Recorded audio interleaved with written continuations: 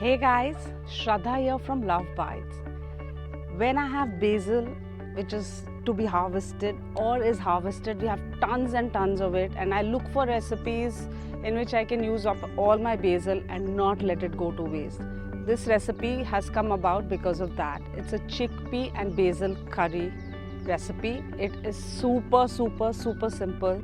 If you're using canned peas, then the recipe comes about in 20 minutes. Obviously, if you're not like me, then obviously you prepare it overnight. You soak the chickpeas, boil it, ta-da-da-da-da. Lots of basil is needed in this. There is ginger, there's lime, there's garlic, there's curry powder. So that's the only ingredient. If I'm not sure, you'll have it in your pantry staples.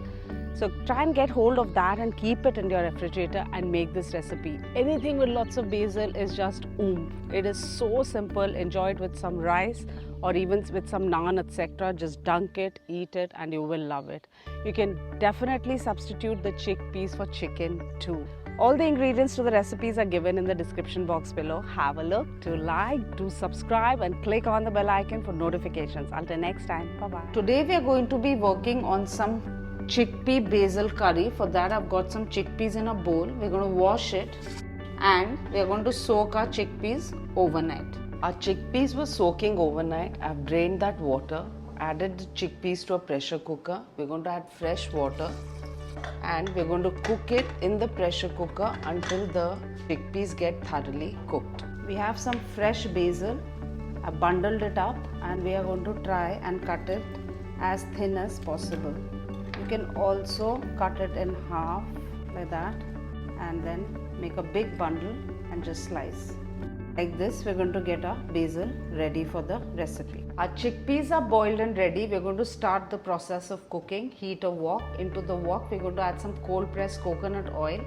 You can also use olive oil if you feel like. I'm using coconut oil because there's also coconut milk in this recipe. Once the oil gets hot, we're going to add some ginger which have been finely chopped and a bit of garlic which has been grated. Just saute it. To this we're going to add some onions which have been finely chopped too. We are going to cook it until our onions turn light brown and our ginger garlic gets thoroughly cooked and there's no raw smell from them. Our onion, ginger and garlic is done. To this we're going to add some red pepper which is diced medium, adding that. We're going to cook this until our pepper turns tender. You can cover and cook for a faster process. Let's check for the pepper. Yes, it's done. I don't want it too soft. To the pepper, we're going to add some masalas, curry powder and a spice, pepper powder. We're going to mix it and just cook it for a minute. Our spices are done. To this we're going to add the chickpeas which we had boiled and strained. I've kept the water and we'll use it in some recipe or the other, or if we need it here, we'll use it here too. I've not thrown it. Mixing it. Next comes in some coconut milk. Adding that. Mix it well. With the coconut milk will come in salt to taste. We're going to mix it and we're going to wait for the first boil to come. Coconut milk has come to a boil. To this we're going to add some red chilies. If you have the Bangkok ones, you can use that or regular red chili. The basil which we had cut, adding that. You need lots and lots of basil. I'm going to add more later when I do the shoot, otherwise my basil is going to turn dark.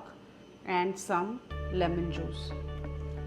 Mix it well and let it come to a simmer. Simmer it for 5 minutes or so and let all the flavors infuse with each other. Just before serving, take rest of your basil and add. You need tons and tons of basil for this.